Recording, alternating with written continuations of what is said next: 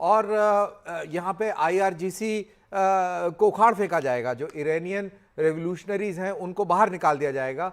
कोई ना कोई ऑल्टरनेट जो है पक्का तैयार हुआ होगा, क्योंकि अगर मोसाद को यह पता था कि खमेनी इस समय कहां है, क्या कर रहे हैं, टॉप लीडरशिप कहां है, और फर्स्ट स्ट्राइक के अंदर उनको निकाल दिया गया, तो मोसाद ने यह तैयारी भी करी होगी, अमेरिकन सीआईए ने भी यह तैयारी करी होगी कि काउंटर रेवोल्यूशनरीज कौन है, कौन इस वैक्यूम को भरेगा। तो ये जी दूसरा एक पॉइंट ये है कि जर्मनी के बर्लिन एयरपोर्ट पे एक जो इजराइल का विमान पहुंचा है, जिसको प्राइम मिनिस्टर राष्ट्रपति सफर करते हैं, जिसको जैसे एयरफोर्स 1 है, या भारत के पास भी जो एक नंबर 1 एयरक्राफ्ट है जिसमें प्रधानमंत्री राष्ट्रपति चलते हैं, हाईली सिक्योर एयरक्राफ्ट्स हैं, इनके अंदर इलेक्ट्रॉनिक वॉरफेयर। क्या आपको लगता है पर युद्ध के बीच में नेतन्याहू क्यों जर्मनी पहुंचे? नहीं, युद्ध के बीच में अगर गए, हो सकता है कोई बहुत ही इंपॉर्टेंट दूत गया हो। देखिए, बेंजामिन नेतन्याहू अपना देश छोड़ के नहीं जाएंगे। कोई भी राष्ट्रीय जो लीडर है वो अपने देश को युद्ध के हालात में छोड़ के नहीं जाएगा। कोई इंपॉर्टेंट कोई दूत गया है, कोई वहां जाके कोई मीटिंग करने, कोई ऐसी चीज हुई है जिसको एक ग्रेड 1 सिक्योरिटी की जरूरत महसूस हुई कि भाई इसको इन एयर ग्रेड 1 सिक्योरिटी की जरूरत है, तो इस तरीके से वो गया होगा। कोई ऐसा it's not a big issue. ये थोड़ी नहीं, आपको पता कौन गया? इनको पता आपने गारंटी ले ली कि नहीं है? आप बताइए, है ना, एवरीथिंग। अरे इनको पूरा पता है। नहीं, बिल्कुल। अगर आप ये मान रहे हैं इनके कहने पे कि वो नहीं गया, तो मैं कह रहा हूं गया। मोदी जी तो नहीं गए? आप थे, आपने देखा कौन गया? ये थोड़ी ना आपने देखा सब कुछ प्रो अमेरिका, सब कुछ प्रो इजराइल, सब कुछ प्रो नेतन्याहू। तो वो जैसा वो कह रागी जी कहते हैं, अमेरिका मामा प्रो नाना। क्यों डॉक्टर रंगनाथन बैठे हुए हैं? क्यों doctor Ranganathan? America has got a right, वो किसी भी देश में जाके सत्ता परिवर्तन करा। अच्छा, एक और ओके, सऊदी अरब ने ईरान को बड़ी धमकी दी है। सऊदी अरब ने ईरान को बड़ी धमकी दी है कि सऊदी अरब ने ईरान के राजदूत को इस समय तलब कर लिया है। हमले नहीं रुके तो बहुत बड़ा पलटवार होगा, बड़ा पलटवार होगा सऊदी की तरफ से। ये सीधे तौर पे धमकी है। पूरे मिडिल ईस्ट में इस समय स्थितियां बहुत बेकाबू होती जा रही हैं।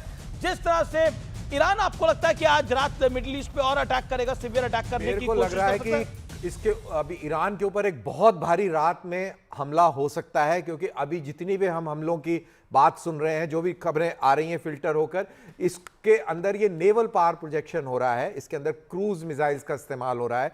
अभी स्ट्रेटेजिक बॉम्बर्स दृश्य में नहीं आए हैं, वो अभी फ्रेम में नहीं दिख रहे हैं, उनकी कोई खबर नहीं आ रही है। इजराइल की टॉप लीडरशिप लगभग समाप्त हो गई है। माफ करिए, ईरान की टॉप लीडरशिप लगभग बिल्कुल समाप्त हो गई है। लेकिन वो तंत्र आपको तोड़ना है, वो तंत्र तोड़ना बहुत जरूरी है, क्योंकि आपने लीडरशिप रिप्लेस करी, सेकंड रंग आ जाएगी, थर्ड रंग आ जाएगी, फोर्थ रंग आ जाएगी, तो वो तंत्र तोड़ना है। और तंत्र तोड़ने के लिए ये टोमाहॉक क्रूज मिसाइल से काम नहीं चलेगा। आपको टनों के हिसाब से वहां पर गिराना पड़ेगा। में भी तो तबाही होगी, वहां पे भी तो लोग मारे जाएंगे। तो वो उससे फर्क नहीं पड़ता इनको, उससे कोई फर्क नहीं पड़ता चीयर लीडर्स को। यहाँ पे अमेरिका के जो बैठे हैं यहाँ पैनल पे ताली बजाने के लिए अमेरिका के, कि जिस मर्जी देश में जाओ, सत्ता परिवर्तन करो, हम तुम्हारे साथ हैं। नहीं, बट मेरे को ये क्लियर करना पड़ेगा ना, क्योंकि ये बीच में आधा रह गया। आपने ये बोला कि वहां पे लोगों का नुकसान होगा। देखिए, नहीं होगा। अमेरिका जाएगा, सबको गुलाब का फूल देगा, कहेगा ईरानियों हम तुम्हें मारने नहीं आए। पूरी तरह मालूम है कि अमेरिका गुलाब का फूल देता है, ये आपको मालूम है। अब मैं बता दूं, जब बम रक्षक, जब ये स्ट्रेटेजिक बॉम्बर्स बम गिराएंगे, तो वो रिहायशी इलाकों पर नहीं गिराएंगे। वो भी इन्होंने गारंटी ले ली। वो रिहायशी इलाकों पर नहीं गिराएंगे। जब उन्होंने जून में गिराया था तो फर्दो, नतांज और यहां पर गिराया था, वहां पर रिहायशी लोग नहीं थे। वहां पे गुलाब का फूल, ह्यूमैनिटेरियन कोई नहीं है फूल नहीं पर, पूरी पृथ्वी पर अमेरिका से ज्यादा ह्यूमैनिटेरियन कोई है नहीं। देखिए, गुलाब का फूल दिया जाएगा। अमेरिका का दामन साफ है, ये बिल्कुल नहीं हम कह सकते कि अमेरिका का दामन कहीं पूरी तरह से साफ है, लेकिन देखिए you have to give it. नहीं, बच्चों के स्कूल पे बम गिराया, कितना दुखद घटना हुई। हम ईरान ने जो 7 अक्टूबर को करा था, देखिए मैं, क्योंकि ईरान मैं यूएस भी जा चुका हूं, मैं ईरान भी जा चुका हूं, मैं डॉक्टर मनमोहन सिंह के साथ ईरान गया था। और देखिए, ईरान जिस तरह का देश है और जिस तरह की परिस्थिति है वहां पर, खोमेनी साहब जिनका निधन हो गया, जिन पर अटैक हुआ, उनकी बहुत बहुत मान्यता है। लेकिन अब बीते 2-3 साल के अंदर हमने उनकी पॉपुलैरिटी में भी एक बहुत बड़ा डाउनफॉल आते हुए देखा। भाई 33,000 लोग अपने मार दिए। यस, और उसको भी आप काउंट करेंगे। जिस रिजीम ने 33,000 लोग मार दिए, उनके लिए ये कह रहे हैं कि उनको फूल दीजिए जाके। मैं अमेरिका के खिलाफ बोल रहा हूं, वो अग्रेसर है। नहीं देखिए अग्रेसर, देखिए अग्रेसर 7 अक्टूबर को आप भूल जाते हैं। मैं इराक को नहीं भूला ना, उनके इराक में भी 7 अक्टूबर हुआ था, अफगानिस्तान में हुआ था, वियतनाम में हुआ था, वेनेजुएला के राष्ट्रपति ने 7 अक्टूबर किया था। किसने 7 अक्टूबर किया इनमें से?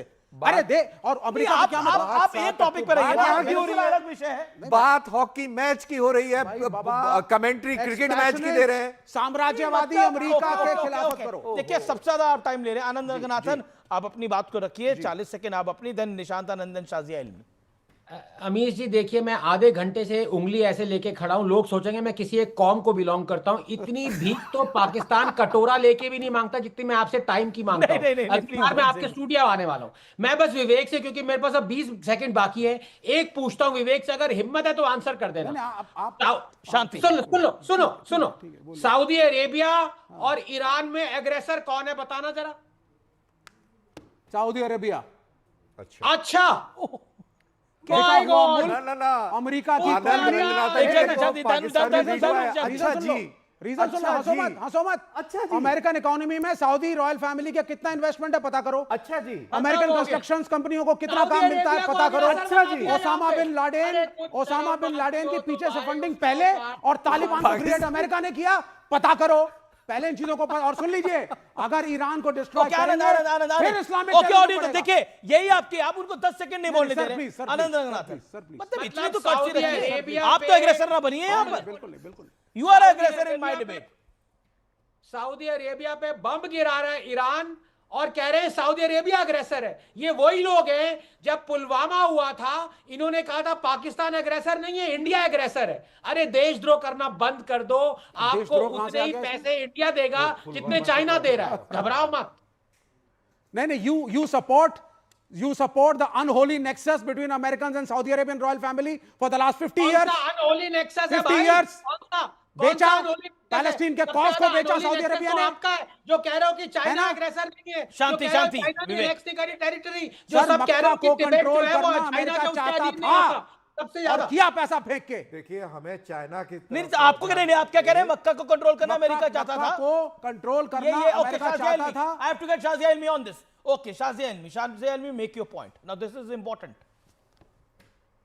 देखिए मुझे लगता है अमीश जी बहुत जरूरी है, हम लोग अपने अपने व्यूज दे रहे हैं और मुझे लगता है वो बहुत जरूरी है। हम लोग ने अपने साइड स्पीक कर रहे हैं, लेकिन ये ओवर सिंप्लीफिकेशन जब होता है इतने ग्लोबल कॉम्प्लेक्स इश्यूज का, और विवेक जी एक पॉइंट ऑफ व्यू लेकर बैठे हैं, उनके बहुत सारे तथ्य सही हैं, मैं ये कहना जरूर चाहूंगी क्योंकि इस मामले में बहुत बैलेंस्ड हूं। लेकिन मुझे प्रॉब्लम है, चाहे वो राहुल गांधी हो, विवेक जी की पार्टियां हो, पता नहीं किस पार्टी में वो अब हैं या वो पार्टियां अस्तित्व में भी हैं कि नहीं, लेकिन मुझे मालूम नहीं। लेकिन आई डोंट नो वेदर या दिस एग्जिस्ट और पार्टियों का। पर ये विवेक जी, मैं आपसे ये जरूर कहना चाहूंगी कि जो अभी इस मौके पर जब हमारे सामने इतने बड़े सवाल है, हम इतने महफूज हैं सिर्फ और सिर्फ मोदी जी की पॉलिसी से, जो पूरी मल्टी अलाइंड है, जिसमें पूरी दुनिया जिसकी इज्जत करती है। हम 71 में भी सेफ थे और अग्रेसर थे और खड़े हुए थे अपनी। विवेक अपने टाइम पे बोलिए आप। विवेक और एक बात मैं बताऊंगी, ये पूरी एक हिस्टोरिकल रिसर्च है।